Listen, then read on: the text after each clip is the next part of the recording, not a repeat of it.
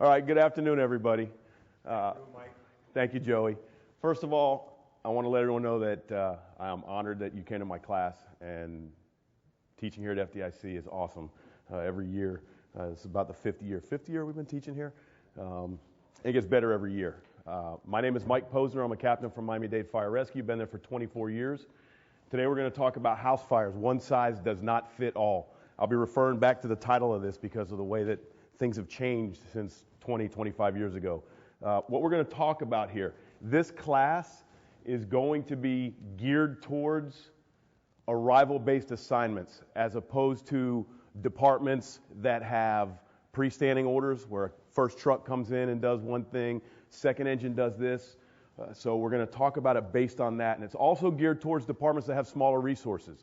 How many of you in here are from departments that have less than 100 guys on it?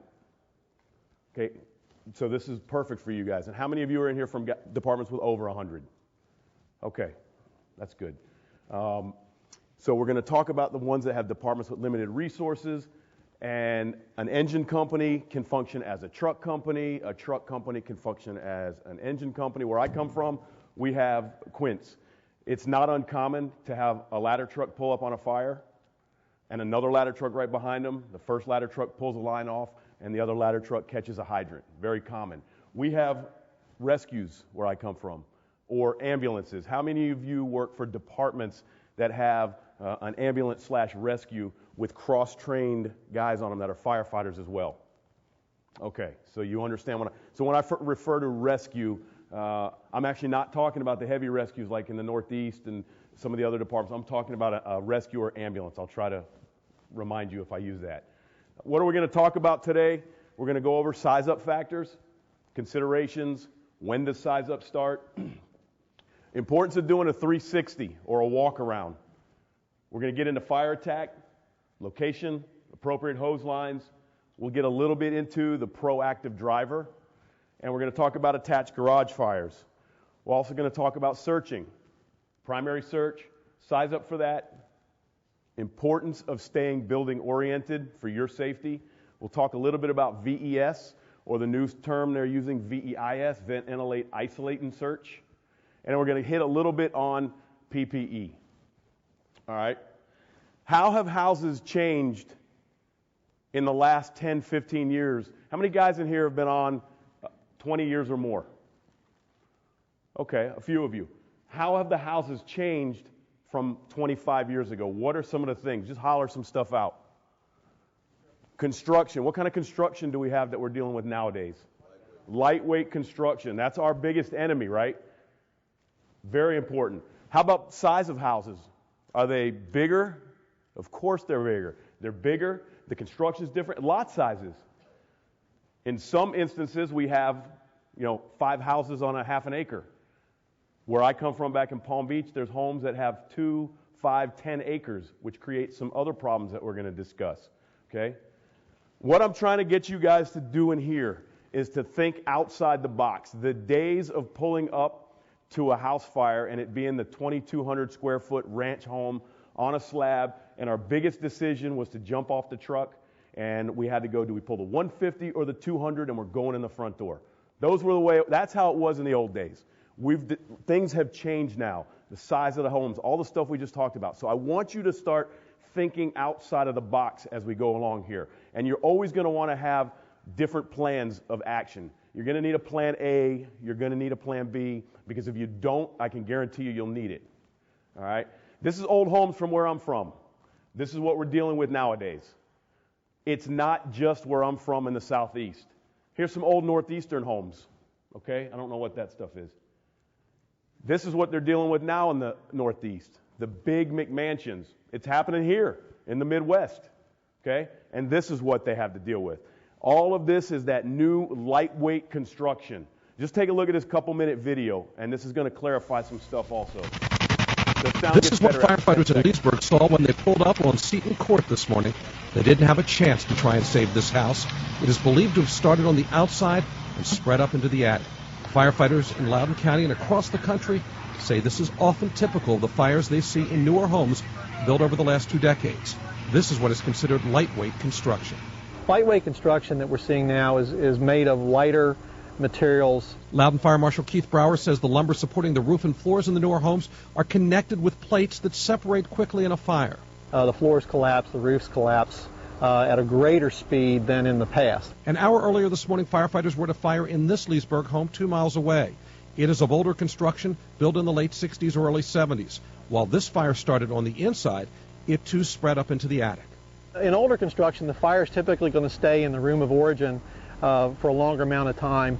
Firefighters say this is the reality they're dealing with. With the older homes, even with a fire in the attic, they're often able to get inside and stop the fire so there's something to salvage for the homeowner, and the house is still standing. But with the newer construction, all bets are off. We used to think that we had anywhere from 8 to 10 minutes that we had a safe margin to go in and begin attacking the fire. But Brower says the fire spread is so fast and the potential for collapse so great in newer homes that firefighters may only get a couple minutes inside to try and stop it spreading before giving up. It also means the people who live there have a shorter time to escape. Radiant heat travels in a straight line. And this morning showed another typical problem. Homes as far away as 150 feet had vinyl siding that began to melt. Brower says a delayed alarm can mean more than one home is burning by the time firefighters get there. Dave Statter, 9 News Now. All right. So that shows you what we're dealing with. We've got a lot less time to be in these structures. They're collapsing on us a lot quicker. So how have the tactics changed in a house of this type of construction? What can we do that's different from the homes from 25 years ago? We can't stay in them as long. Okay, the time that we spend in them, because what's going to happen after 20 minutes in these structures? They're going to start collapsing on us. Okay, the hose that we use used to be 1.5 inch, 1 3/4 hose. That's what we use for everything. Heck, even further back, remember the old red line? We'll put the house fires out with a red line. Things are changing now. We need to use 2.5 inch hose on some of these houses. Big fire, big water, good reach. Okay, even 3 inch line as a supply line. And that's maybe used for the structures that have those large yards where you can't get your vehicle close enough to the house to pull a pre-connect. So you got to be thinking, you can't always expect to just arrive on these fires and just pull the 150 or 200. We might have to lay a supply line with a gated Y, which is similar to this right here. This is what it is. You'll pull your 3 inch with a gated Y, put it wherever you decide you need it, out of the way of the door, hook up your attack lines and go in. But if you had only in your mind that I'm going to arrive on this house fire and just pull that pre-connect, you might be in trouble when you get there. So start thinking outside the box, okay? I don't know where I'm from. When this house gets, somebody that owns this house calls 911, says my house is on fire, he gets a house assignment. 3 fire trucks, a rescue or an ambulance, and a battalion chief, okay?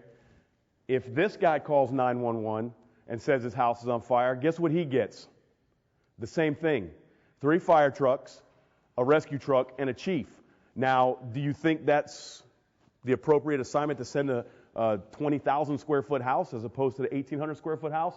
That's why it's important for you to know your territory. Sometimes we might have to upgrade the assignments. Here's one we're talking about. This is as close as you can get with the fire truck.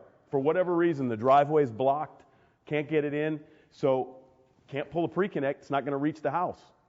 This is one of those occasions where you're going to have to pull 3 inch supply line and attach an attack line. One of the chiefs in here that I work with, his territory has a lot of homes with a real difficult reach. He's had to use this tactic several times on fires.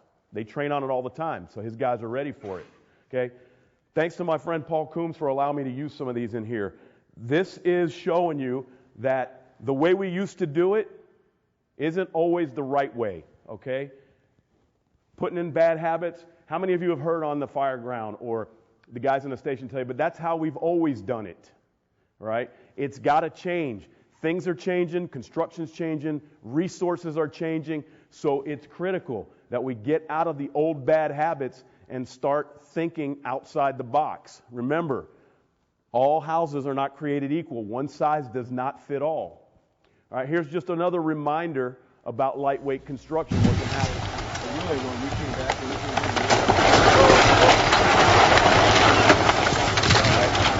As we look at the commander outside, look, I'm not saying that the water they were putting on it didn't have a lot to do with the recent collapse.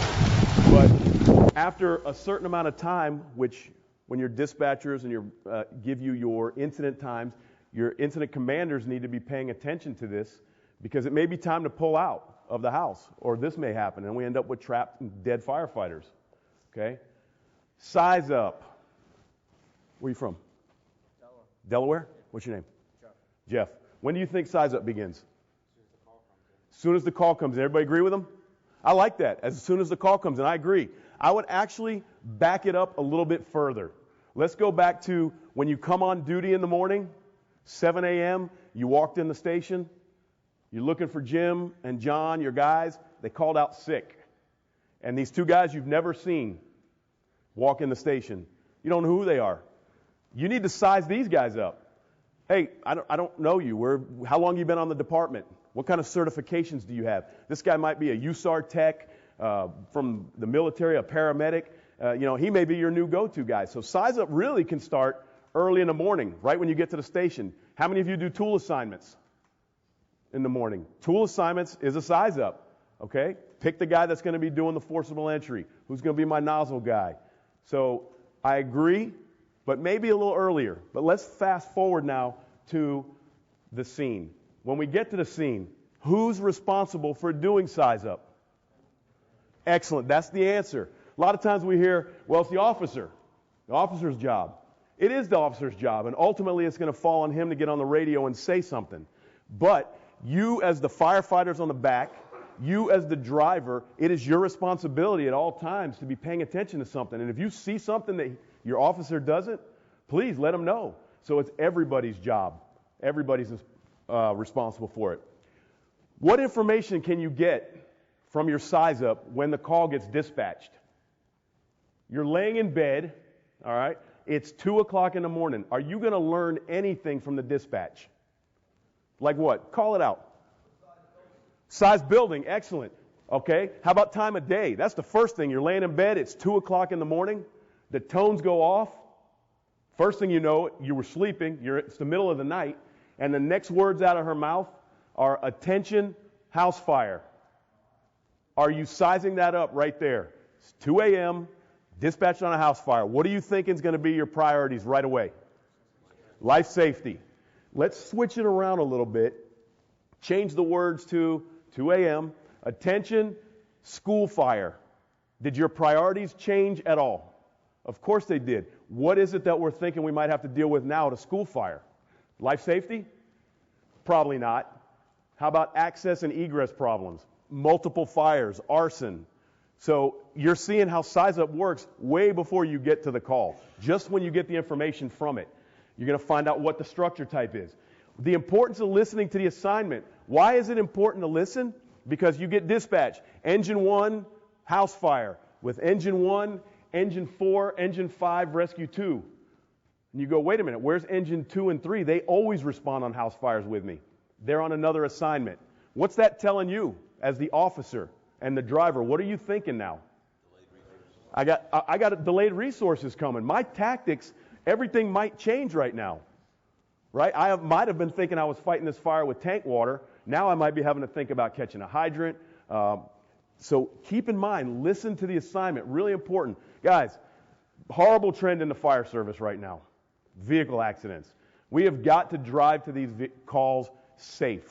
We've got to start wearing the seat belts, okay? It's as easy as a caveman can do it. Put the seat belt on. We've got to get to the calls, all right? You guys, you're going down the street, you take an intersection, somebody's got to be paying attention to the light. All right? We can't have this, and this is happening on a regular basis. What's happening at the scene of the emergency right now? It's getting worse, and they're not getting there. Okay, here's another one. Driving too Watch fast. as Raleigh's Ladder 4 goes too fast around the corner, turning from Dawson Street to South Street downtown, flipping upside down. It was an overturned Ladder 4. That video captured by a bus, this angle captured by a red light camera. 3 firefighters on the ground. Appears to be Driving too fast. Guys, we've got to stop that. We've got to stop doing that. Here's another one. You got to take the intersection and know you've got a red light. You cannot assume that everybody knows you're coming through this intersection. All right? If it's predictable, it's preventable. Remember that. And what's the preventable part here? Stop at the intersections. We have got to stop injuring and killing firefighters in accidents on the way to these calls. This is an engine I worked on. I got off that morning. They were responding on a stomach ache. They were driving down the center lane, and somebody heard the sirens coming. Not everybody acts the same way. They cut in front of the truck. The driver was going too fast. He tried to cut around them and flipped the truck. This one, totally unacceptable. And this is my department. Okay? They were going on another routine type medical emergency with their lights and sirens, though, going 70 miles an hour. 70 miles an hour documented. This minivan, that was a minivan, pulled out in front of them. You see the fire truck? It rolled over the top of the van. It killed the mother in there, a mother of two. She was decapitated at the scene. All right? We've got to stop this. This cannot happen. All right? Buckle up. Always buckle up. You don't want to be laying in your casket thinking you should have done it, okay? And remember, you can't help if you don't arrive. You're doing nothing for the people that are having this emergency if you get in a wreck on the way there. All right. The address. What can you learn when the address comes in? Where are you from? South Carolina. Where in South Carolina? Columbia. That's a cool town. It's hot as crazy in the summer. All right. What can you learn about certain territories? You get an address comes out. Do you have areas with McMansions in them? Gated communities? Sure. Everybody's got those, right? So they say, attention, house fire. It's 2 o'clock in the morning. They give you an address, and you go to your driver. Bro, isn't that the new development that we were just in the other day? Every house in there is 6,000 square feet or bigger. And you know this because you know your territory. You know your territory because how many of you run medical calls as well as fire calls? Okay, that's what I suspected. Remember, the houses that we're running these medical calls in, they're the same ones that catch on fire. We don't have medical houses and houses that catch on fire. So pay attention to your territory. Know them. Okay? So that address comes in. It's 2 a.m. We know there's going to be people possibly. You get the address. It's a huge home because you know the neighborhood. You pull out. The doors go up, and you got a huge column on the horizon. What might you, as the officer, want to think about doing right now? Second alarm. Start sending resources because I've already noticed that I'm going to possibly need them. It's a lot easier for you to request resources early and get them there than to get there, get behind the 8 ball, and then call for help because it'll seem like forever and it's real difficult to get out from behind the 8 ball once you're there. Okay? What about if it's an ALF, which is an assisted living facility, or it's got handicapped children? Again, all this stuff that you should know from sizing up your territory. Beware of this one. We get this a lot. There's smoke in the area. Okay? You don't want to commit your resources till you know what's going on, and we'll talk about that again in a little bit. How about water supply issues? Where I come from, we have an area called Homestead down south. How many of you have areas where there's no hydrants? Good. So the call comes in, you get all this other information, and you also know, man, there's no hydrants in that area. What might you want to consider calling for if you have them? Call for a tanker, right? That's why we have them down south. So you want to, again, listen to the assignment and make sure that the right trucks are coming. And if you think you need other ones, call for them. How about weather? Weather play any part? We have hurricanes, so we got to deal with fires with wind. Right? We get that all the time. This one I have no idea how to deal with. All right? I was riding with Joey in New Jersey in October during the snowstorm of the century, and his company caught a job, and I went with him. And I go, you guys are going to go on that roof? Really? You know there's ice and snow on it. So that's how many of you deal with this kind of stuff? All right, you can keep it. You can keep it. The only white stuff we deal with is the sandy beaches, and we'll keep that. You can come down there anytime you want. All right. Again, this one gets a house fire assignment. This one gets a house fire assignment as well. Think about upgrading it. Okay, real important. Officers and drivers, when you arrive, do not forget the importance of apparatus placement. Very important. Why is that? Because we have this all the time. We have our ladder trucks, and an engine company will pull up right behind it. How many of you guys have seen this happen on fires? Yeah. My company's under the bus. I give you one picture. That's what you do with it. That's right. You're the good truck. You didn't block them. All right? Very important. Watch where you're putting your truck because you just turned this ladder truck into a fire truck. Can't get his ladders out now. All right? Make sure you leave room in front of the house, especially your two-story homes. Leave room out front for the ladder trucks. All right? So always think about this stuff. Look, nobody said it was easy jumping into the front seat. You got a lot of things that you got to be thinking about. Okay? Don't block it. Now, you see the kind of stuff I get to deal with? Palm trees and beaches. All right? How about this?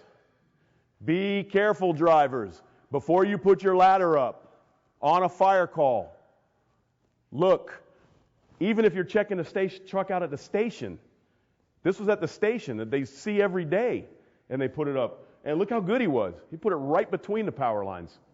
That's not easy. Sorry, Lee. All right. Pay attention to details. What's the first thing you notice when you pull up to this house fire? Cars in the driveway, possibly people. What was that? Oh, okay, cars. What about here? Can you see the picture? Yeah, you got a playground on the side of the house. What about this one?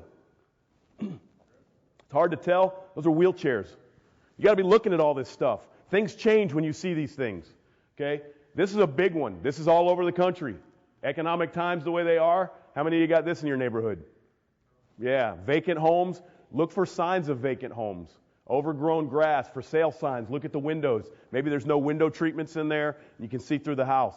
Okay, we got to be careful going into these vacant structures nowadays. But we can't assume that they're empty just because they're vacant either. But we've got to be careful. Okay, how many of you are seeing this in your neighborhoods now? It's called the vacant property security systems. Anybody have these in their territories at all? Okay, the great thing about these is you can call the company that put them up, and they will come to your fire department, and they will bring all this stuff with you, and they will let you cut it up, and they will teach you how to defeat it. The time to learn how to defeat it is ahead of time, not when you get the fire. Okay, so anytime you see something new pop up in your territory, make sure you learn about it. Okay, be students of the fire service always. How about bars on the windows? Plywood, we see this during hurricane season. We see this all the time. But you pull up on a working fire with a home that's got this stuff on it, you may need to request more resources. So start thinking outside the box. Okay, what about this? We're starting to see firefighters get injured and killed with electricity. Pay attention. You've got those houses with the overgrown grass. You've got power lines that are down. Make sure that when you're doing your size up, you look around the house, look up at the weatherhead. If it's nighttime, shine a light up there and see if the if the power line has fallen down, and don't step on them. Okay? You don't want to pull up and have to deal with this when you're going in the front door. All right? Thank God you guys didn't go in the front door. All right? And please,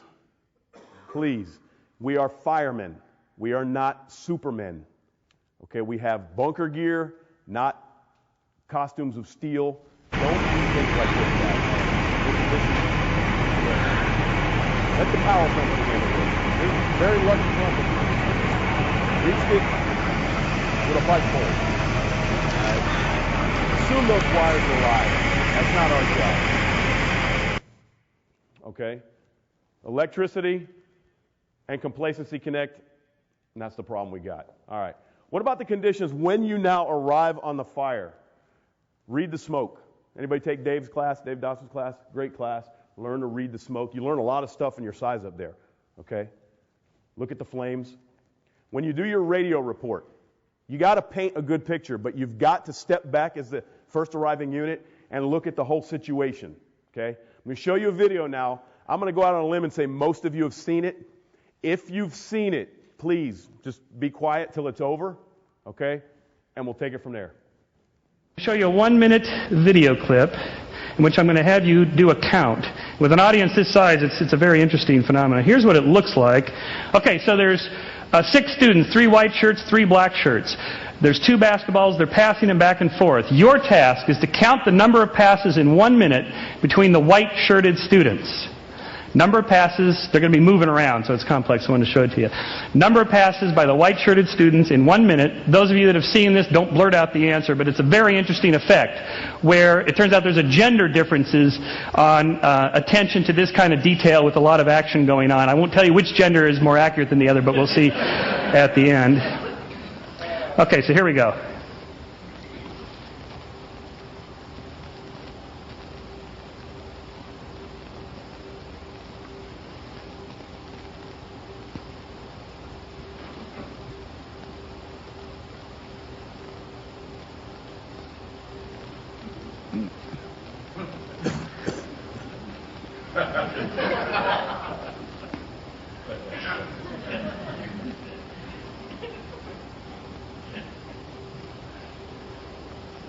Okay, how many did you get? How many did you get? 18, 17, 13. Okay, that's quite a spread. Anybody see anything All right, unusual? good.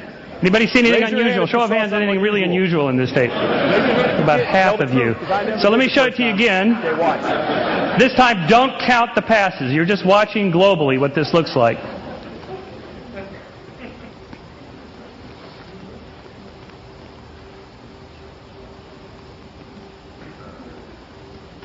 Don't be embarrassed, because I didn't get it either.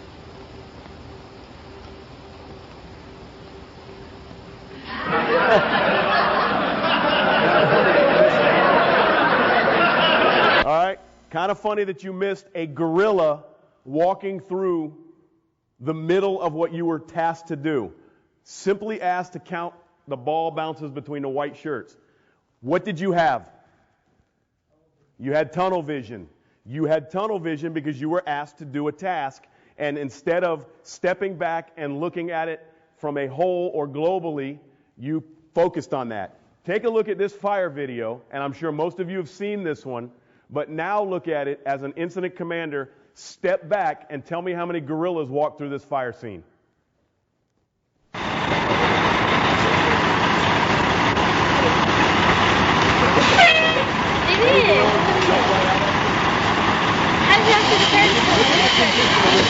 What were these guys right here? That's what they're going to do.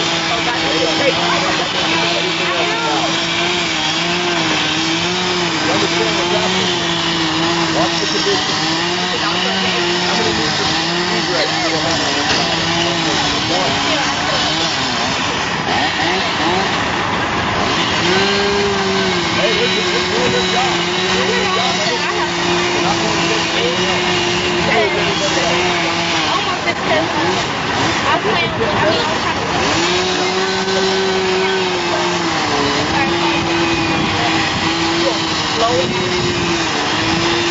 yeah, definitely got water to work.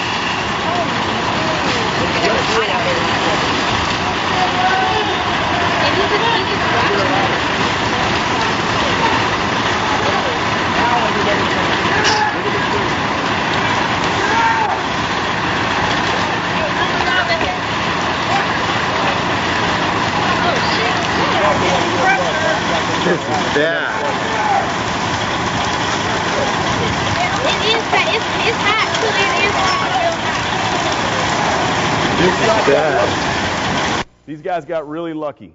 They got tunnel vision. Okay?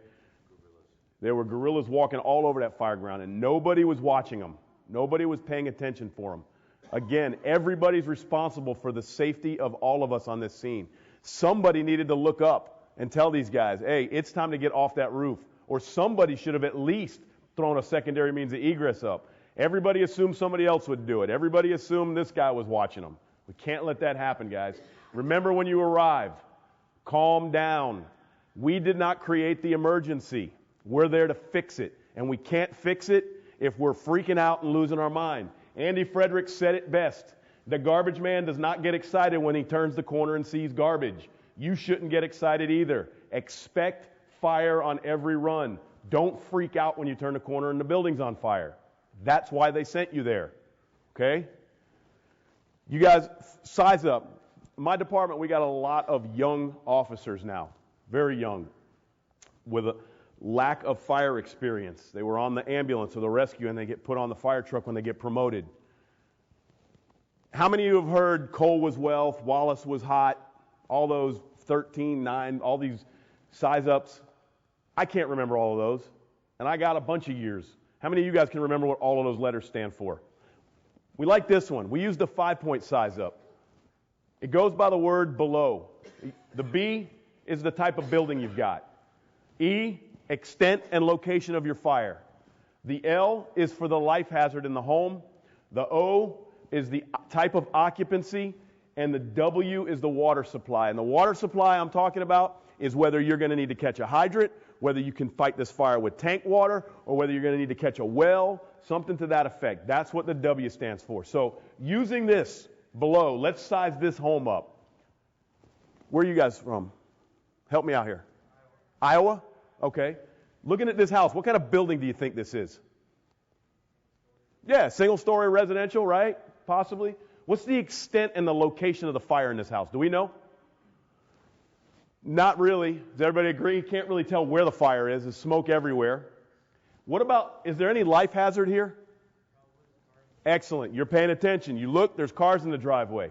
What type of occupancy is it? We already said it. It's probably a single-family home. Maybe I know my territory, and possibly it's an ALF or there's handicapped children in there. Water supply. I got 2 engines just pulled up on this. Both of them have 850 gallons of water. Do you feel comfortable starting to attack this fire? I would. I wouldn't have a problem starting to attack this fire with 1,700 gallons of water. Okay? And then the third engine can come in and catch us a hydrant. Let's use below on this one. I'll tell you that this is the left side of the house. This is the right side of the house. What kind of building is it? Single family, big single family home. Okay? What's the extent and location of the fire? It's everywhere. Okay? Is there any life hazard in this house? Agreed. By the picture I showed you, there's probably no life hazard in this house. Because why? They're not alive. However, until you do your walk around, which we'll talk about in a minute, until you do that, don't assume that. You may walk around the back of this house and there could be, it might be an 18,000 square foot house. You may have 2 bedrooms in the back of this house that are not even touched yet by fire. But I'll tell you that, yes, this thing on your walk around, this house is fully involved. Okay? What kind of occupancy is it? Probably the same as the first one. Are you going to be comfortable attacking this fire with 2 fire trucks? No. You're going to need to get a water supply. What may be the most important thing you can do with the little bit of water that you've got on this truck right now? Protect exposures. Very important. That's where you have to step back. I know we were taught to save property. Are we going to save this property? No. Can we save the neighbor's house? Yes. Can we save this guy's boat? Sure. So you've got to step back, calm down, look globally, don't freak out, and choose the right tactic for what you've got in front of you. Okay, remember, there's a big difference in the risk that we take in residential fires versus non-residential fires. Okay, we risk a lot to save a lot. We've all heard that. But we've also got to stop jumping and running into abandoned buildings because we're killing firefighters, and we've got to stop this. Just like it says, died while fighting an abandoned building fire. We hear it all the time, guys. We've got to step back. Risk a lot to save a lot. Risk a little to save a little. You got a fully involved warehouse at 3 a.m. Do we need to be running in that building? No, we've got to step back and think about what we're doing. Okay? Remember, size up's got to be ongoing constantly. Just because you arrived on that fire and you figured out a tactic to use, does that mean that same tactic's going to work in 10 minutes? No. So you've got to constantly reevaluate it. Always. Pay attention. We like to say bag it. Okay? Look at the fire. Where has it been? Where is it at? And where is it going? All right? Take a look at this and tell me if you think that these guys if they're doing a good ongoing assessment inside.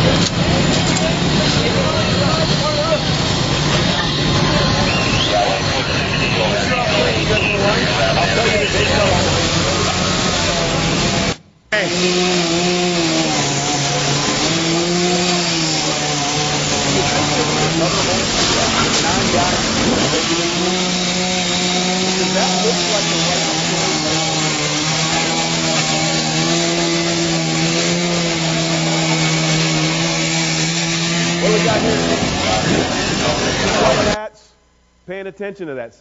Do you think that was a smart move, putting 9 guys on the edge of the house to cut another hole in that roof?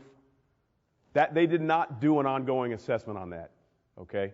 There was no need for that other hole, all right? And that is true. That is definitely true, all right? Let you look at that one for a second while I take a sip of water. All right, let's talk about doing a 360. This can be a little bit controversial sometimes, depending on who's in the room. Team that I teach with, a bunch of guys from New Jersey, New York, that area. Remember what I told you? House fires, one size does not fit all. Things are different, and I told you that we're basing this on arrival-based assignments as opposed to first truck does this, second engine does that. I say that doing a 360 is paramount, extremely important, right when you arrive and give your size up. Very important, okay? If, it's a capital I-F, if you've got the time to jump off the truck and do it. I'm not saying you pull up to a 2-story house with a woman hanging off the balcony and you tell her, we'll be with you in a minute so you can run around the house. That's not the time to do that, okay? What I'm telling you is to take 45 seconds, jump off that truck, and take a look around this house, okay? Obviously, when you arrive, if you drive past it, you get a good 3-sided look. It's very important to get a look at that C-side, okay? What might you find if you do a 360? What is it? Propane tanks?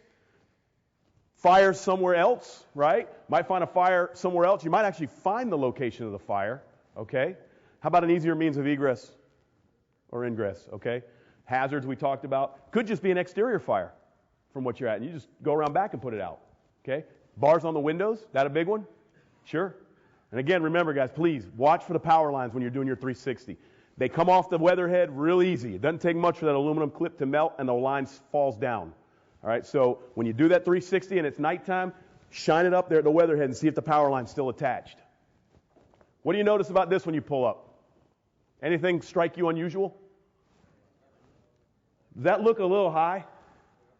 So you walk around the back and you got this. What's in this house? Probably some sort of a basement. This is in Florida, in South Florida. They say we don't have basements. We have some basements. But in order to make them, we put these windows way up high. Okay, what about this? Guy arrives on this fire. Arrival, we've got a strip warehouse on fire, heavy smoke and flames in the back. Make this a working fire. This really happened. They made this a working fire, started assigning units everywhere. They started catching hydrants. The officer finally slowed down, and guess what he had when he went in the back? He had a boat on fire on the highway behind the structure, okay? We had a company of ours that arrived. Why is it that we drive fast to calls? Come on, we can say it. Be first due. Hey, engine 29's not getting my fire. So we race to the fires, get there quick. We pull up. We had a company did this. Pulls up. They got smoke and flames blowing out of the Charlie side. They immediately pull the 200-foot jump line. The officer tells them, charge it. We're going in the front door. They pull it off. They charge the line. While they're charging it, he takes a peek around the back. Guess what was burning? The neighbor's house on the other side of the fence. So now comes the call of shame, okay? And they missed their fire. So make sure you pay attention. How about this? You do your walk around. What do you notice here? 2 meters. What could that mean then? Yeah, this is big in South Florida. I'm sure you guys have it too. We're famous, especially in an area we have called Hialeah. We're famous for turning a 3-bedroom house into a 9-bedroom hotel. All right. How about this? Divided occupancies possibly. Abuela quarters, grandma quarters. We have a lot of those. Someone already called this one out. Go around the back, find hazards, propane tanks. How about this one? Okay. Is this important to know on your 360? Of course it is. Why? Yes. And what are you going to do when you find this? You're going to tell everybody. Don't keep it a secret. Okay? This is in Palm Beach County. This is an active door. On cool days, you can drive by and it's open for fresh air. So you need to let the crews inside know, because when all hell breaks loose and they look for a way out and they find this door, now we've got injured or killed firemen. All right? So pay attention to these details. How about this? This is popping up everywhere. How many of you have what's now more commonly referred to as impact glass? How many of you are seeing it in your territories? Okay, pretty much everybody that's on the coast, they're moving it inland now because it's good for security issues as well. right? So you want to make sure that you know if you've got those. Just touch the windows. If you touch them, you'll know. Tap them, you'll know if you got impact glass. And it's important because if you got a working fire in this structure, you're going to need more resources to help you open this place up. Another one we have big, the shutters. And in South Florida, they leave them on 24/7, 365 days a year. People work at night, they sleep in the daytime, so they want their rooms to stay dark. They leave these on. And that's how we lose a lot of people in South Florida in these fires. All right? How about if we did our 360? We went all the way around the back. How about if we find this? You just got dispatched to a house fire. You pulled up. It's a 2,200 square foot house. You get there, there's fire blowing out of the Bravo Charlie side. You tell your guys, pull the 200-foot cross lay, pre-connect, whatever you call it. We're going in the front door. Didn't do a walk around. Another company's taking a little while to get there. You wanted to attack the fire. You get your tick off the truck. You get inside. You start attacking the fire. It's a good fire. You guys are getting beat down, pinned to the floor. Finally, after about 6 minutes of flowing water, you've knocked the fire down. And your rookie turns to you and he high-fives you because he looks at your shield. You melted your shield. Great fire. You guys are high-fiving thinking everything's great. And next transmission you hear over the radio is engine 2. I need 3 ambulances to the back. We found 3 children trapped at the bars. We didn't do our job. We didn't do our job properly. Take the 30 to 45 seconds, jump off the truck, take a zip around, again, if you can, because you may be able to save a victim's life. If you went into the back of that house and there were 3 kids with their faces pinned up to the bars, did your tactics just change? Damn right they just changed. Now, instead of bringing a line in the front door, call for that line around the back, bring me a K-12, bring me an extra air pack. Let's save these kids. So think about it, guys. Think about it. Think outside the box. Okay? House fires, one size does not fit all. They're different. Let's talk a little bit about command. I'm sure most of you have seen this guy. He has it figured out. This is command figured out to a T. I really want to be a firefighter so I can drive the fire SUV. Because I don't know what the fire SUV does when they get to the fire, like, yep, that's a fire. Confirmed, that is a fire. I guess we got to sit here and wait for the fire truck. So they can put some water on that because this is just the SUV. Does not have a water hose. Those people going to burn up until the fire truck gets here. It's sad and unfortunate. What's on the radio? The dude in the fire SUV just directs people, which is pretty easy to do when you're dealing with fire. Like, hey guys, right there, where's that fire? I'd like for you to put water on it consistently until there's no more fire. And we want to take a similar approach right here. We want to put water on the fire until there's no more fire. They have meetings in the morning. Okay, guys, hypothetically, if it's fire right here, what we want to do is put water on the fire until there's no more fire. We're going to take the same strategy right here. We want to put water on the fire until there's no more fire. They had the same agenda for every meeting. They just white out the date. Figured it out, right? Put the water on the fire. It's not that difficult. Let's talk a little bit about taking command. It's important. Somebody's got to do it. Nobody wants to do it. Somebody's got to do it. Okay? Where you work? Right here. Yeah, I'm pointing at you. I got you. Just outside Detroit. Outside Detroit. When you guys arrive, who takes command? Does the first unit take command? And what does he do when he arrives? Gives a good size up, paints a good picture to everybody. Everybody, the first arriving unit's supposed to take command? Okay. It's important. Someone's got to do it.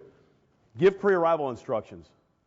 Where I come from, I arrive, I size it up, I did my 360, I determined that I need the next in truck to do a search, the next in engine to lay me a line. Is that similar to what you guys will do? You'll give the instructions once you get there, as opposed to departments that have the standing orders and they pretty much know what to do when they get there. All right, so you give your pre-arrival instructions. If you know what you need, let the guys know. What does that do for the guys that are coming into the scene now? They're going to, say it? Stop tying up the radio, and it gets them to know what they're going to be doing. Hey, platform 21. No, I'm not going to use it. Engine 2. Engine 2, I need you to get here and do a search. He's going to turn around, and he's going to tell his guys, hey, when we get there, we're doing a search. Or, hey, we got to catch a hydrant. The guys know what to expect when they get there. All right, so give your instructions. All right, transfer command. How do you guys transfer command? Face to face? Okay. How about you guys? Where are you from? Okay. On the radio, we can do that. The way we do it, you can transfer command. We have one rule for transferring command, is the unit needs to be on the scene. We used to have what's called passing command. Any of you use the term passing command? Passing command, yeah. You just pass command. We used to arrive, and we'd pass command to Engine 2. Engine 2 hadn't even left the station yet. Okay. Why did we do that? We didn't want it. We're going in to fight the fire. I don't want to be in charge of the scene. So we can transfer command now as many times as we want, as long as the unit is on the scene. Okay? Sometimes you give a face-to-face. Sometimes you do it on the radio. If you've given a good enough report, the chief may arrive and just say, hey, I've heard everything. Go ahead and transfer command to me. If you've told him nothing on the radio, he may need to do the face-to-face with you. Okay? But it's important to transfer and know what. Now, when you do talk on the radio and you do transfer, do the 3 whats. What do you have? What are you doing? What do you need? And please, be brief, brother, be brief. Okay? Every one of you has the guy on the department that loves to hear himself talk, right? Everyone's got one. You know? So just be brief. Remember, because inside getting it beats giving orders on the lawn. That's where we want to be. All right? Passport accountability. How many of you do passport accountability? Show of hands. Okay? How many of you do passport accountability on every call you go on? Show of hands. No, I got to put mine down. Okay? How many of you think we should be doing it on every call we go on? I think we should. Because what is firefighters? We muscle memory. If we do it all the time, we'll do it all the time. If we do it sometimes, we probably won't do it. Okay? We should be doing passport accountability on all calls. Just because it's a house doesn't mean anything. You've seen some of the houses we respond on, 10, 15,000 square feet. They're bigger than some of the buildings we go on. We will do a passport accountability on a 7-Eleven because it's a commercial structure, but we should be doing passport accountability on everything. You agree? Does everybody have something similar to this, a tag system or clips? Okay. Who's in charge of passport accountability for you right away to start the scene? It's the first officer on scene, and then once our battalion gets on scene, He'll assign up an accountability officer? yeah, the battalion captain will take Okay. We have the first arriving driver will take it. He'll get the board, set it all up, and eventually we'll get a passport accountability officer. Okay. So as long as your department's got something, follow it. Okay. All right. Fire attack. Let's talk about the location of the fire. You always going to know where the fire's at? No. What's going to help you know where the fire's at? The smoke. What else? We talked about it a little while ago. Possibly that 360. Right. Do that 360. Are you going to always know the size of the fire? No. So read the smoke again. You can tell what's burning. Okay. Color and amount of it. How's it coming out of the building? Most of you in here took Dave's class. Read the smoke. It'll tell you a lot. Okay. This is the vague smoke in the area. They arrived on a 3-story apartment fire. The apartment building called in this fire. This is the fire you need to slow down and send in a recon unit. Because what happened here was it was actually a house fire behind the apartments. Okay? So send in a recon unit. Don't start committing all of your units right away to the fire. This one's kind of obvious where the fire's at, right? Don't think we need to do too much of a 360 on that one. Here's the call they had in Palm Beach. This was Lee. How big was this house? 12,000 square feet. When they started walking around, they saw this. They continued getting around this big 12,000 square foot house, and on the backside they saw this. Where's the fire possibly at? Right. See, you guys are sizing it up good. So we got probably an attic fire. It's a huge house. All right. We got to pick the appropriate hose line for the attack. Very important. Okay. How long of a hose line do we pick? Well, that's easy. The dimensions of the building plus length plus width. Add a section every floor you go up. When you're doing that, and you're determining how much hose you need, because you as the officer, you need to take the right hose and the right amount. What else do you want to not forget in your hose calculation? I see it all the time back home. The guys forget it. Setback to the building. Don't forget that one. That's an easy one to forget. Okay? My God, we forgot we're 250 feet from the building. We need extra hose. Okay? And know where you're deploying your hose to. Don't just randomly start pulling hoses off and just, just go indoors looking for things. All right? And this is a big one. Many of you in here raised your hand, have smaller departments, limited resources, right?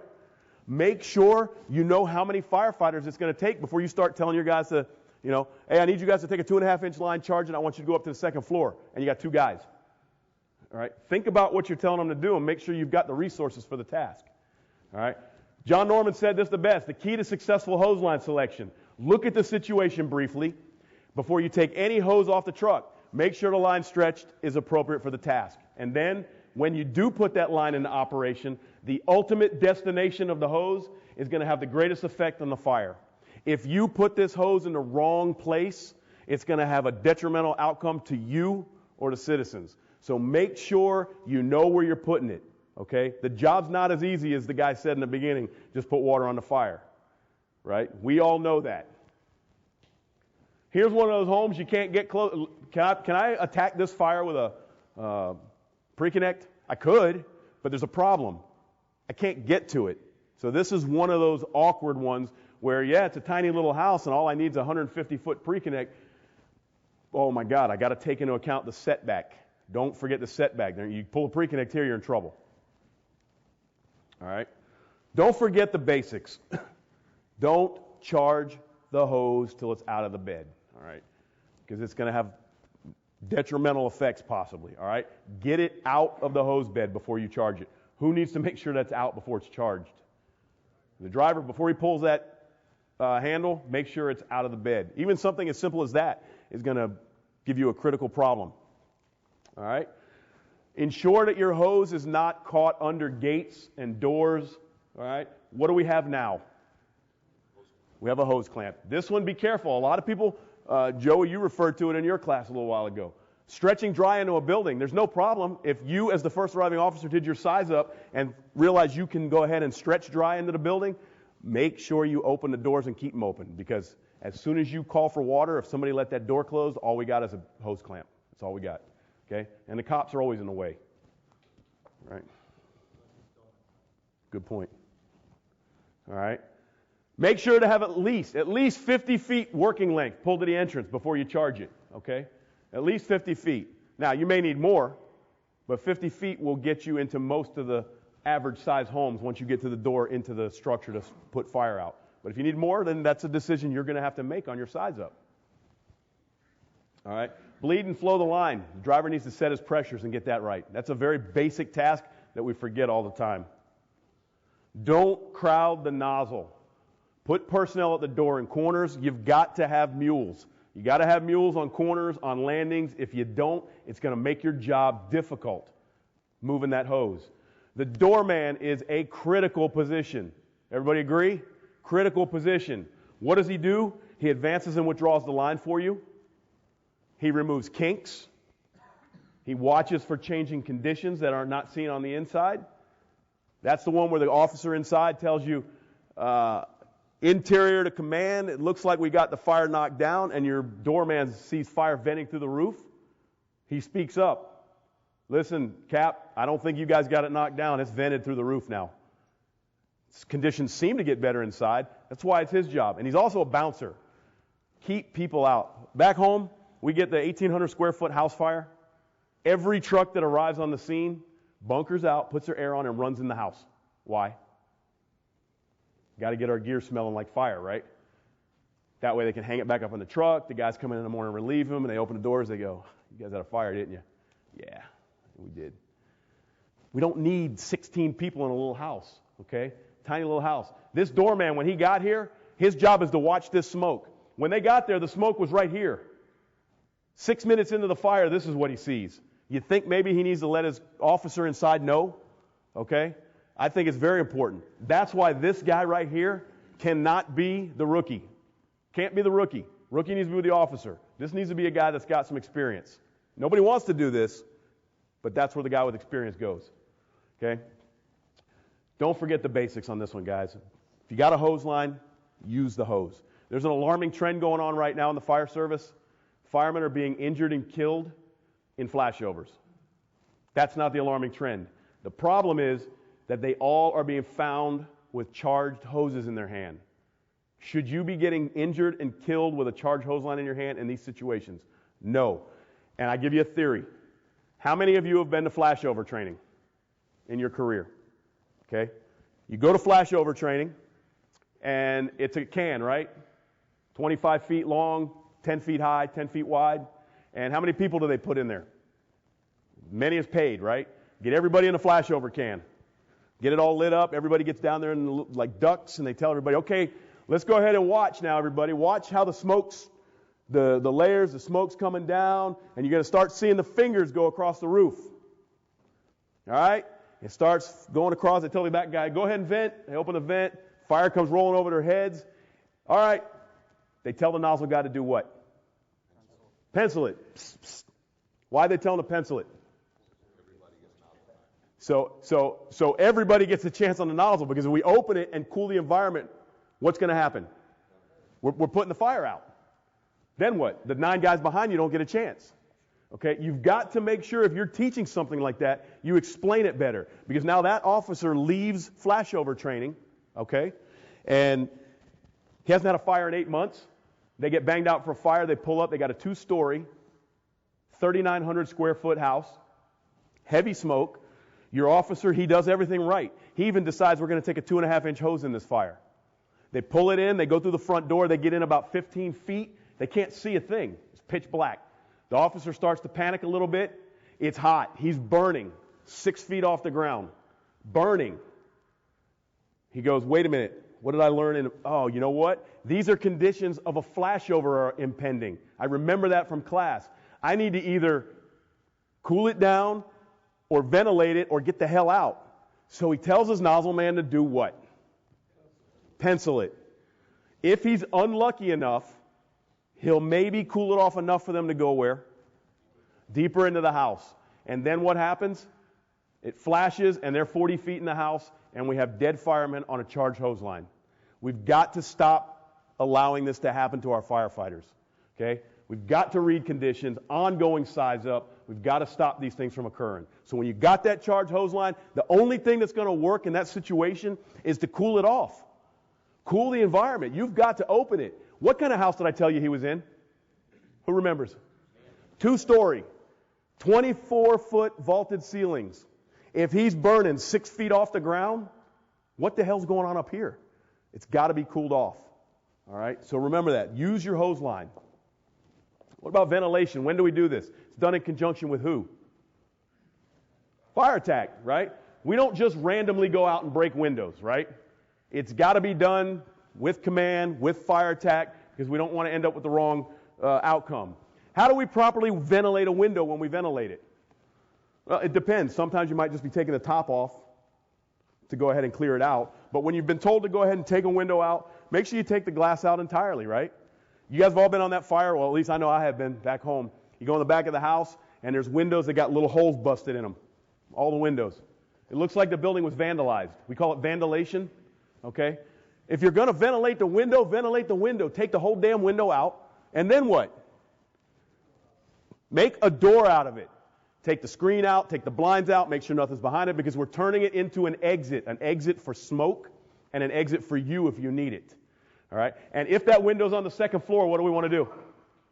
Put a ladder to it. Tell command, and a good command officer is going to tell everybody working above ground that there's a ladder on the Bravo Charlie corner. So if anything happens, you need it, you can get it and jump out.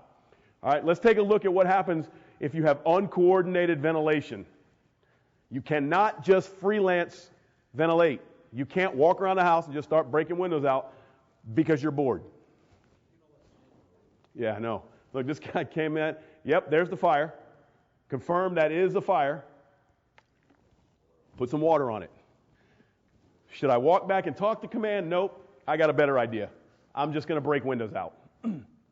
If it's predictable, it's preventable. What's going to happen? It's happening. There's 3 guys in here doing a search. You don't think they were happy, do you?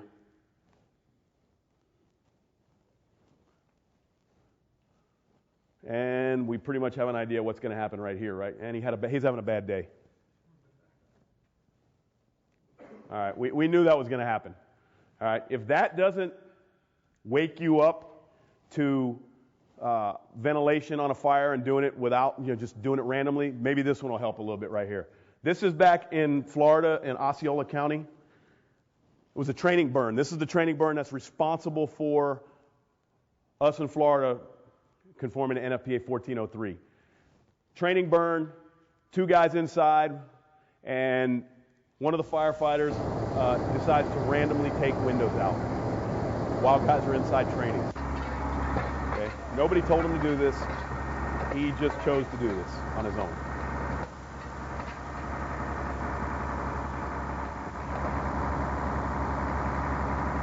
Watch when the timer gets to 128. That's not good. Remember, there's 2 guys inside this building.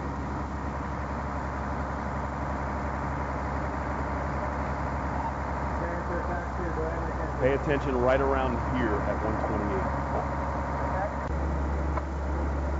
Coming up. Skip a little time.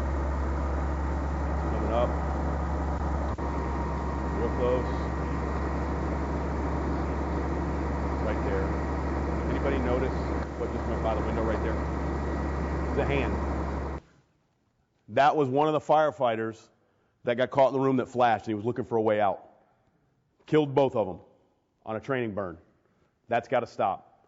And the other thing that happened was the crews that went in to look for them found them twice, crawled over the top of them. You know why? They were dressed just like the dummies that they had dressed inside for the drill. That's why on NFPA 1403 you cannot dress victims like firefighters. They crawled right over the top of them. All that occurred. 2 firefighters died because somebody decided they wanted to break windows out. We can't do that, guys. Don't let that happen. All right, let's talk about stretching through the front door. Why do we stretch through the front door? Well, it's usually the shortest, easiest direct route, right? You can reach all areas inside the house. Victims come and go the way they always come and go, whether the place is on fire or not. So you might find them right there by the front door, okay? Stairways are usually close to the front door, right? So you can protect them and protect the escape routes. How about sometimes we won't go through the front door? Because we usually go through the front door. That's common. How about critical exposures?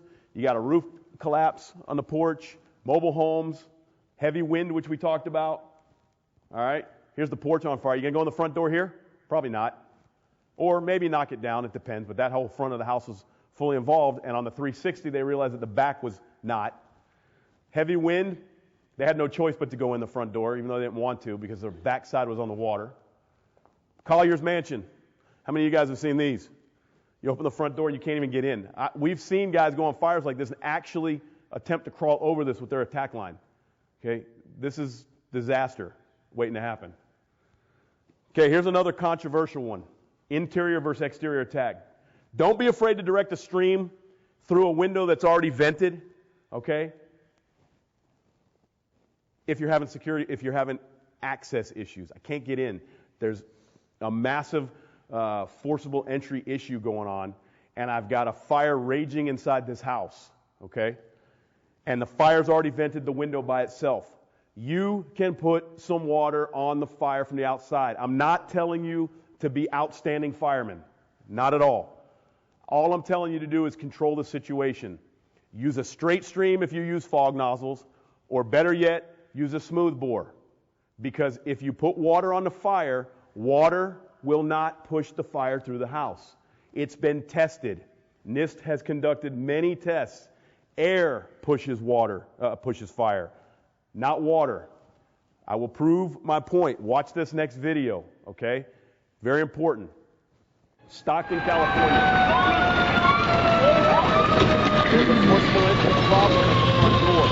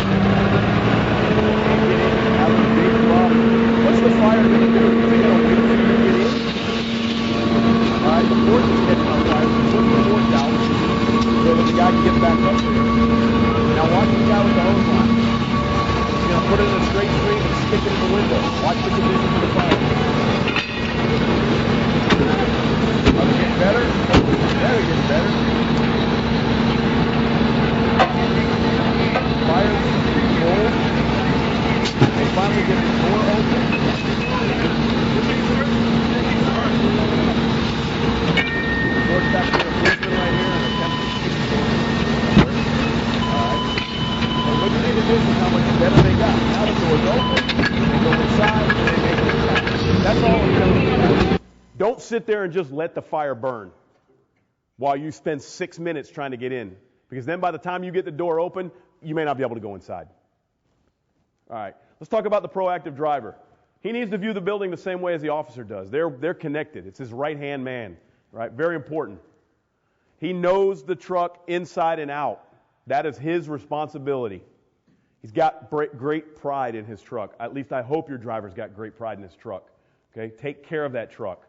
How about when you get to the scene? What should the driver be doing? If you can, and I'm not telling you guys to drive around the block 6 times to do this.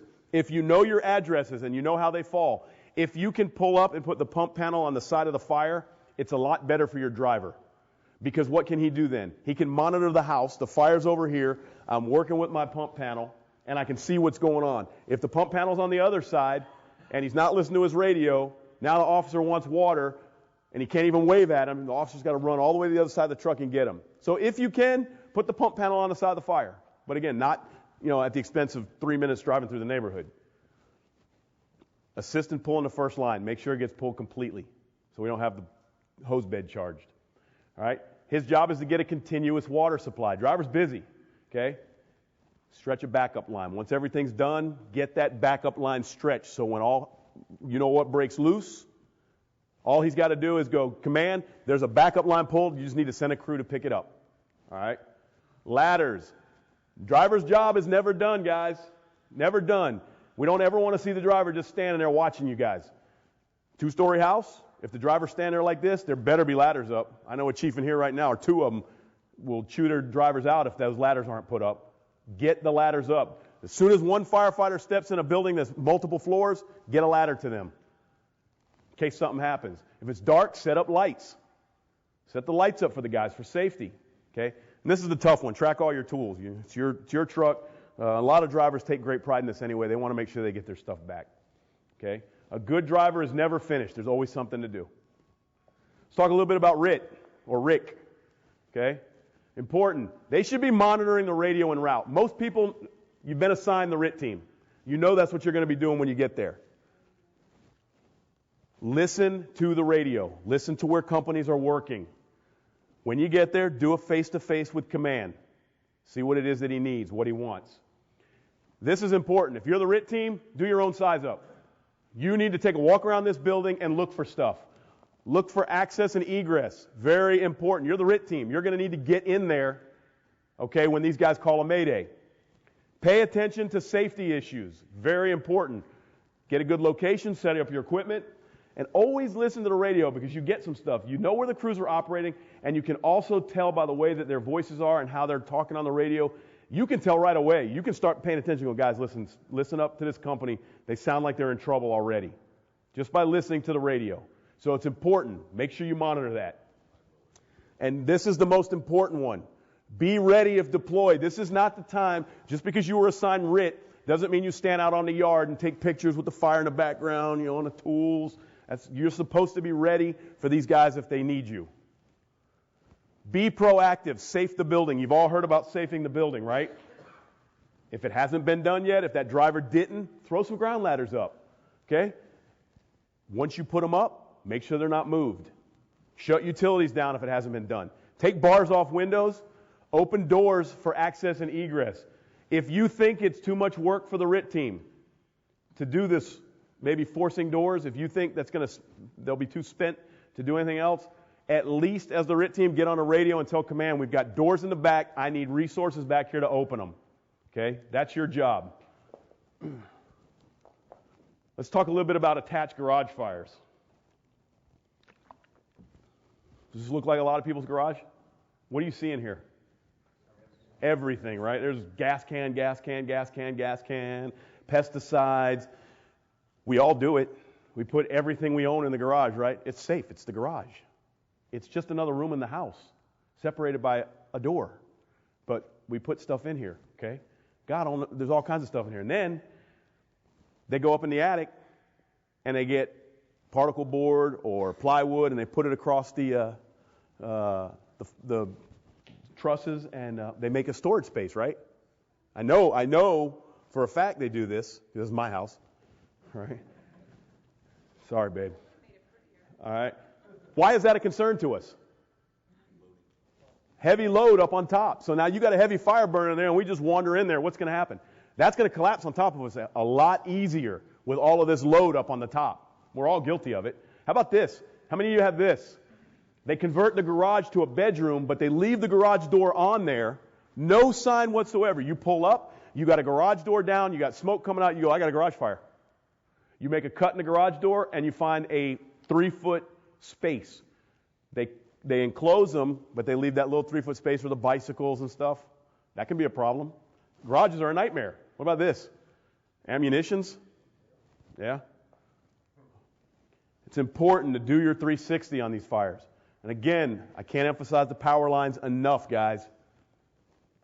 Understand that understaffed fire companies may not be able to perform multiple tasks on a fire. That may be some of you in this room with the limited resources. You're going to have to choose the task that's going to do the best good. Okay? Fires in attached garages require 2 or 3 hose lines. One attacks the fire, one goes through the front door and goes into where? Right to the door that leads to the garage. That line may never be flowed, but it's there just in case the fire burns through, okay? And if it's a 2-story house, send a hose line up to the top floor to protect the occupants, right? Very important in garage fires. What kind of driveways do they have? Sloped. Don't position your apparatus at the base of them because what's in those garages? Cars, their gas tanks rupture, all the gas cans that are made of plastic that melt, all right? All of the stuff that's pouring out under the truck. There's other problems. I know this is not a house garage, but it's a similar theory. Sloped driveway. Now we'll have a 3-dimensional fire. We've got liquid fuels pouring out under the truck. Breathing difficulties already, and you are downwind of this fire. Please stay inside or move to a safer area farther away from the smoke clip. If it's predictable, it's preventable. What's going to happen? It's not going to be good. This is a memo I don't want to write. This guy doesn't even know yet. The chief just realized it. He's going to go try to move the truck. It's too late. Get that fire truck away from there, and the firefighters should be running now. That is obviously a chemical that has broken free of whatever was holding it in its place in that warehouse. Wow. Yeah, this is not going to be a good outcome. We saw a few firefighters getting out of the way as soon as they can. It looks like they have. And now comes the memo. Oh my goodness, it's that truck was gone in no time. All right, so that's why we don't want to park at the end of a driveway. There's other reasons. What did we say is in a garage? Everything. How about propane tanks? Pay real close attention. You'll hear the explosion. You'll see the piece shoot right across here. Fast. Go for the ambulance. You see the little piece go flying by? That was part of the propane tank that was in the garage. That's why you don't want to be right in front of the garage door. Right? And if you're going to fight garage fires, make sure you properly ventilate, or if you decide that you want to open a garage door, use the tools and use them the way they were meant to be used. Okay? It's real important.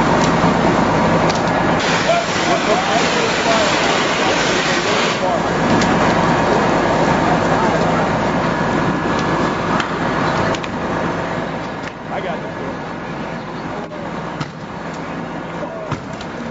This is synchronized garage door ventilation. Not working. We have tools for this, guys. That's all I'm trying to tell you. And remember, a pike pole is not a prying tool. It doesn't work. All right. Just use your tools for what they were designed for. All right. Remember, if you have limited resources, based on the conditions that you see is what you're going to have to pick. You pull up on your engine company with 3 guys, and this is what you got. There's nobody else there yet. Where are you going to go? Are you going in the front door? You're going to pull a big hose line and put it out, put the water right on here in a straight stream, right? Or smooth bore. That's your best bet. Okay? When the other companies get there, then we'll go ahead and start adding on to the assignment. But again, if any of you took Kurt Isaacson's class, gallons per second, it doesn't take a lot of water to put this fire out. 30 seconds of a 2.5, this fire's going to be knocked down. Okay? And that's what they did. Big hose. This is their crew. This is the driver, the firefighter. There were 3 of them. That's it. All right. I think these guys, they had limited resources on this fire. They had an ambulance and a fire truck, and they got a buttload of fire.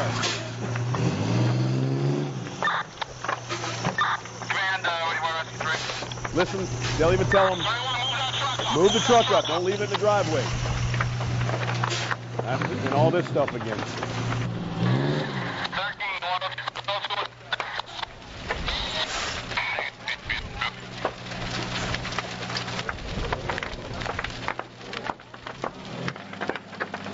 I think he'll do a good job. The only difference is I might have pulled a 2.5 on this. They pull 1 3/4, it looks like. But he takes it right to the garage and starts putting water on the fire. That's the best. That's what you got to do here. Limited resources.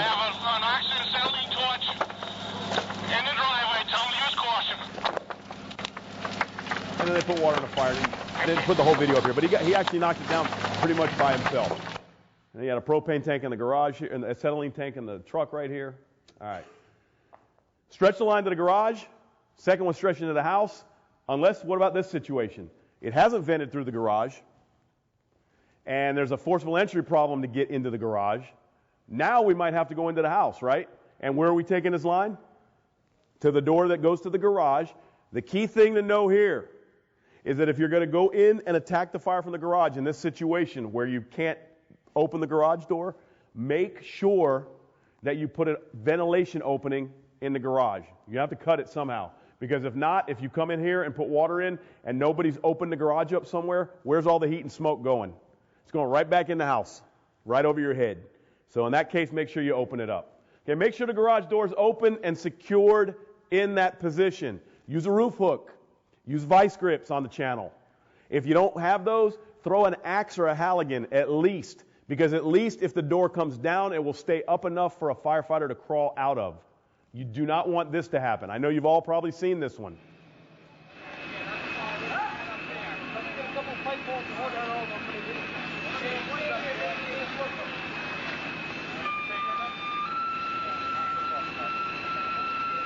Those tones set the garage door off and closed it.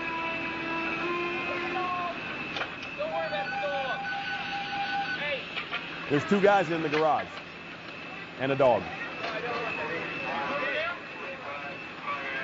Now they're worried about opening the door.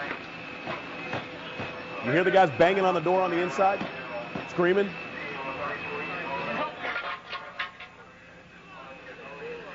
They got lucky. It was an old door. They were able to open it.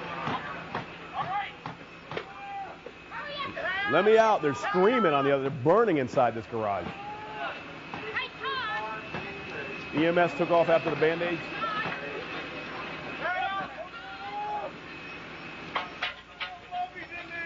Bobby's still in there. They got the door open. They got lucky. But that predictable, it's preventable. Keep the door open in case something happens. All right? And remember, don't enter a garage with heavy fire conditions until it's safe for you to enter, because we've seen why and what's above our heads. Okay? Let's talk a little bit about search. We'll talk about a primary search, talk about a thorough size up, staying building oriented, and some VES stuff. What's a primary search? This is a review. Everybody knows. What's the definition, the one word I'm looking for? It's quick. It's a quick search. This is the best chance we've got to save a victim's life. This is the time. It's not the time to go in and hold each other's boot like in Fire Academy and go real slow around the wall. Okay? Anybody, is anyone in here that took the Essentials of Search and Rescue with us at the hot drills this week? That's what we emphasize in primary search. It's quick. You've got to be fast. Doesn't matter if you can't see, get on a wall. All right? That's the key to it. It's our best chance to save a life. We risk a lot to save a lot. Can you pass fire up or go above a fire without a hose line? It's not advisable. Do we do it? Of course we do. We risk a lot to save a lot. There are times we're going to have to do that. So you want to know how to master your skills of a primary search.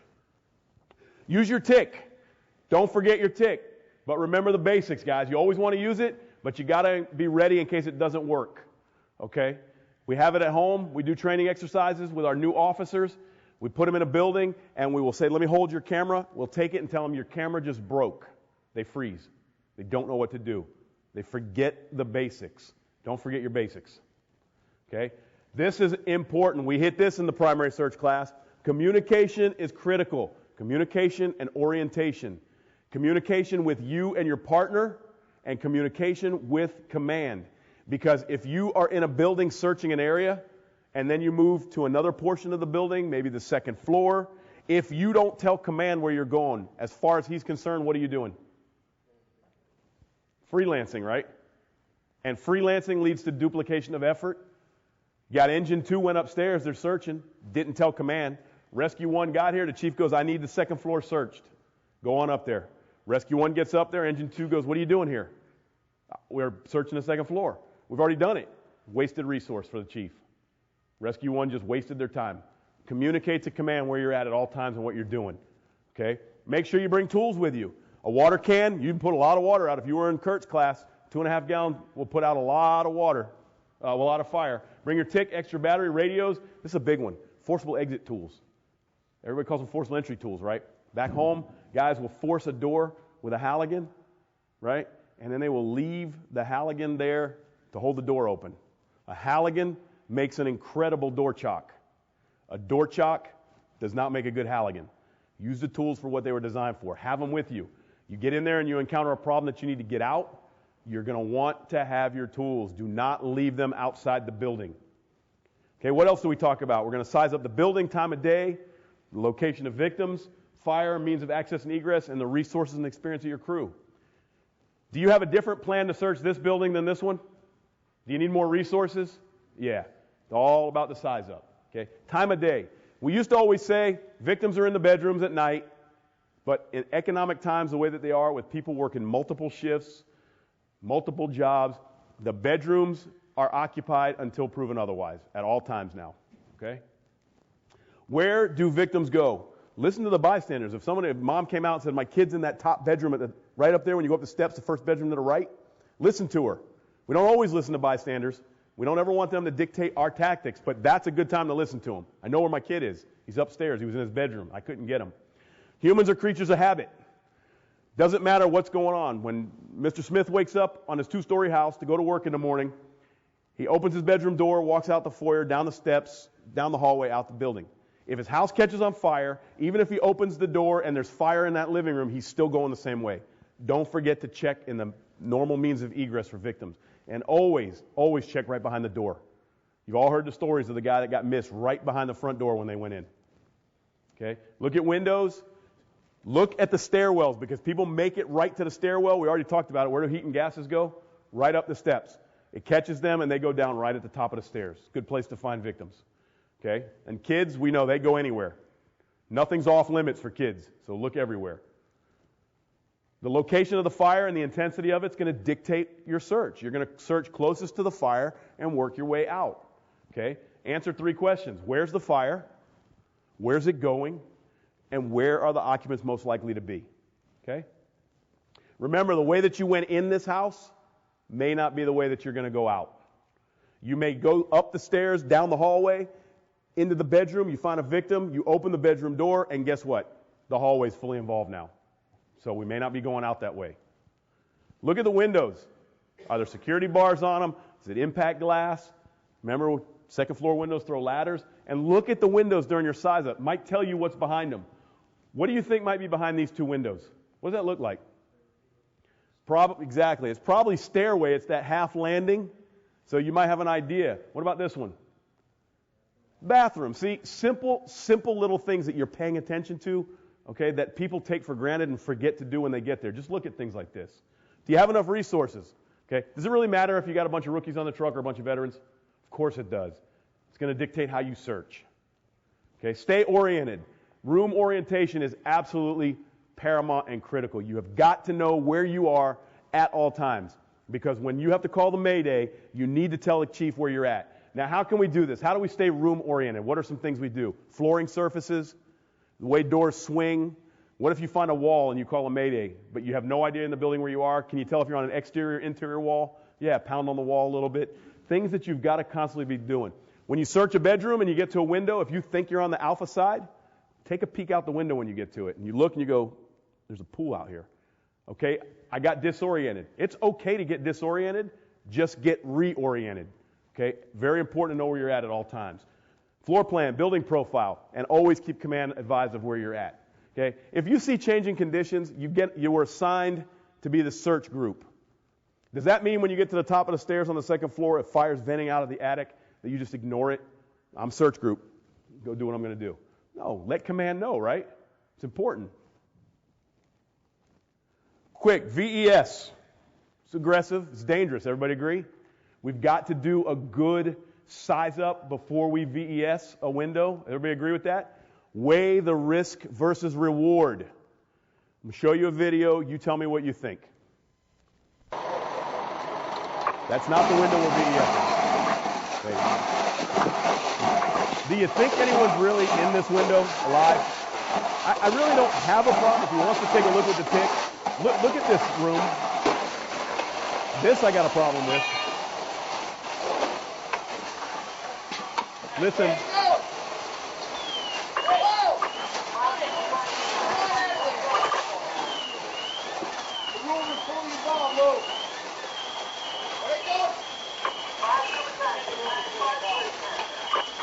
You hear what the guy told him? The room's fully involved. There's nobody in there. Risk versus reward. Should he have been wasting his time trying to VES that window? There's nobody alive in there. Okay, you got fire venting out the window like that, that room already flashed. They're not alive. Okay? When you do VES, you need to understand the difference between venting for fire and venting for life. Remember, venting for fire we do when we have a hose line in place. Venting for life is when we're doing a search. And when you do vent for life, you have to expect the unexpected because we probably do not have a hose line in place. Okay? Use fire escapes and ladders. If you got two firefighters, it makes it a lot easier because then you can hand the victim out the window to him. Okay? Use the ladder tips to break the window if you have to. Confirm that no victim is right under the window. Use your Halligan, okay? Don't stab them. All right? Just kind of sweep the floor. You know, it sucks if we find the victim that was alive and we killed him with the Halligan. All right? When you go in, check that there's a floor. Enter the room and use your tools to extend. You can either keep your foot on the wall, use your 6-foot roof hook and go down the wall, look for a door, see what you can feel. Make your way to the door. What do you do when you get to the door? Right before you close it, what's a good idea to do? Sweep the hallway real quick right there. Because if somebody's right there outside that door in the hallway, that's your chance right there. You got to get them right now, not in 2 minutes. Drag them in a room, shut the door. Once we shut the door, smoke's probably going to clear a little bit. Search your room, okay? Look everywhere, know what kind of room you're in. Use your hands, guys. Use your hands. We did the VES training out there for 2 days, and everybody thought, everybody thought they were in a closet, and their hands were on the toilet. Where you at? I'm in the closet. Okay, know where you're at. Room orientation. All right. Already talked about that. Now, when you're done, come out, roll the ladder, do some more windows if need be. All right. How about air management? How many of your departments have an air management program of some sort? Good. Do you follow it? I mean, whatever it is. It's extremely, extremely important. You've got to know how much air you have. How much air do you have as a crew when you're fighting a fire? As much as the guy with the least amount of air, right? Got to know that. You got to have some sort of a rule, whether it's the Seattle guys 1/3 rule, 1/3 in, 1/3 out, 1/3 for an emergency, or the 50%. When you get to 50%, you need to start considering possibly leaving, getting out, right? Okay? Don't let the ease of buddy breathing in today's air packs alter anything. Story back at my department. We got the Scott Air Packs a couple years ago. How many of you use Scott Air Packs?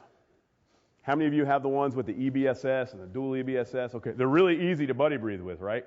Very easy. Well, we had a fire at a shopping mall with a 400-foot U-shaped tunnel underneath the mall. And, of course, the fire was all the way at the bend, as far in as you could get and as far underground as you could. It was an electrical fire, black smoke to the floor, couldn't see anything. Crews were working inside there, and we had one guy who ran out of air. Got a hold of his partner, and he said, I'm out of air. It's no big deal with the Scott Air Packs. You know how easy they are. So he plugged into his partner. What situation was that guy in? How many of you will agree the guy was in a Mayday situation?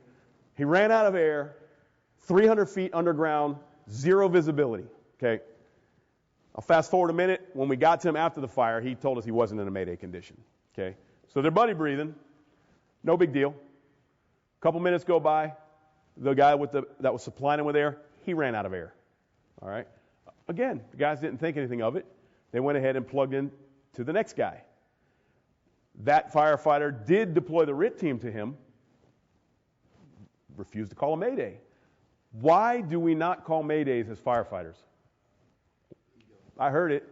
Pride. We're there to rescue people. Nobody comes to rescue me. Guys, if you are in a situation that is a mayday situation, please call it, right? Everybody agree? What happens if you call a mayday and 5 minutes into the situation, you fix the problem? You get out of the entanglement, you get out of the building. Now what? Cancel it. Cancel the mayday, guys. No harm, no foul. I'd rather the guys at the station tease me, and you know they're gonna tease you for calling the mayday, all right? You shouldn't, but you will. I'd rather be teased than have you guys all visit me at my funeral, okay? I got a family to go home to. I'll call the mayday. If I feel my life's in danger, I'm calling the mayday. Very important. Wear your air packs, okay? Should we train and do overhaul on air? We're creatures of habit, right? You know what? We don't want to call the air truck out to fill the bottles. Let's just do it. We'll just connect the mask and we won't breathe air. Train with the air pack. Very important, okay? Because again, if we don't do it on drills, the day that we need it, we're going to forget. How many of you guys, when you wear your PPE, when you're doing drills, allow your guys to not wear their fire gloves? Let them wear their utility gloves. We had that problem at home. We allowed guys to wear, well, we stopped it, but guys would wear their utility gloves. Well, what happens on fires? Which gloves do they reach for? We had a guy that did that, and he burned both his hands, got second and third degree burns on his hands. Risk management had a field day with him. All right? Train the way you're going to play. All right? Always wear them. Asheville, North Carolina. 5-story, ordinary construction, office building, 1:30 in the afternoon, alarm ringing, no other calls. You all been on that call? What are you expecting when you get there? Nothing. It's an office plaza in the middle of the afternoon on a Friday in between two hospitals. If it's on fire, we're going to have a lot of calls, right? How many of you are familiar with this fire? When they pulled up, the 5th floor had vented, heavy fire.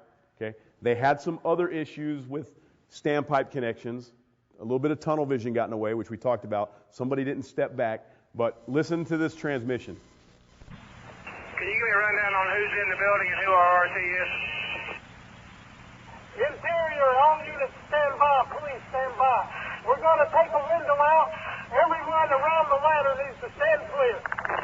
You hear this? Engine 10 is red team. All units anywhere around noise? the corner of the building. Stand clear. Okay. Taking the window out now.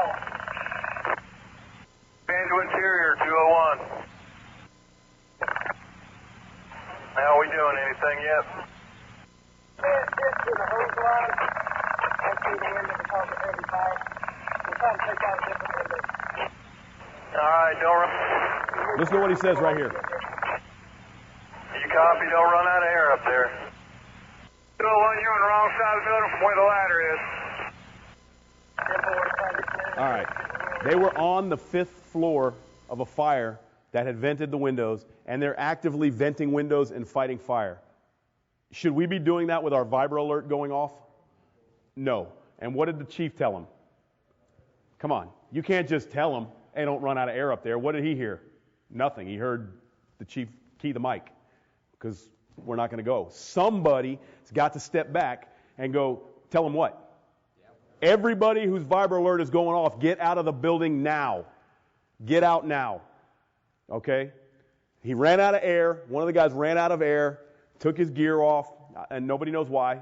None of us, I don't think any of us in this room have ever been in that situation where they ran out of air, got hypoxic, and started doing weird stuff, and we had a fatality. Okay? That is a predictable and preventable outcome. We've got to stop allowing this to happen. Okay? That air pack on our back is the most important thing we have. We need to know how to use it, and we need to know how to conserve our air and know how much air we have on there. And another big thing is the pass device. How many of you go on the fire ground and you hear pass devices in full alarm all the time on a fire. I know on my department we do. If you hear a pass device in full alarm, what does that mean to you? I got a firefighter down, period, until proven otherwise. We stop. I mean, when we go back home and do drills, when we do drills back at home, we'll have these guys, pass devices going off, and we'll act like idiots running around. We got a down fireman. We start screaming and yelling, and guys are looking at us. We're like, until you prove otherwise, that's a down fireman. Okay? So remember that. Please don't allow pass devices to just go off randomly. Oh, it's just John again. He always lets his pass device go off. Okay? And when you get the Mayday situation, guys, please call the Mayday. Don't listen to the bad angel or the bad devil on your shoulder.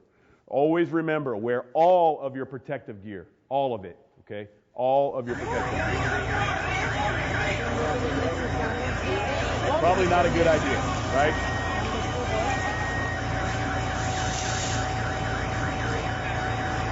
That's just silly. Okay?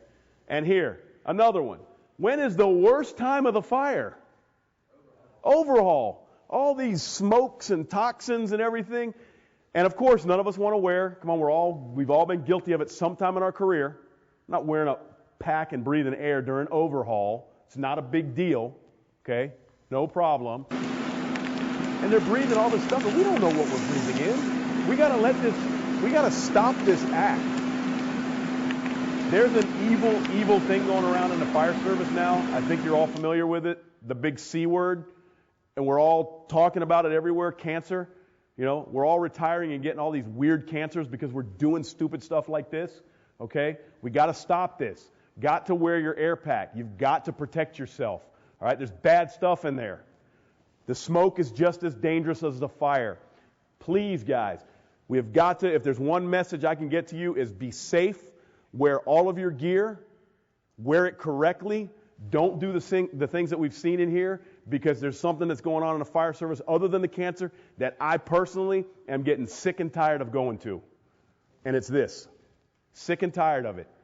We've been going to more and more of these back home with guys that are dying from cancer than I ever want to. I've worn my Class A's more times this year than I did the first 15 years of my career. And it's got to stop. Okay, guys, I thank you for your time. I'm done. Thank you very much.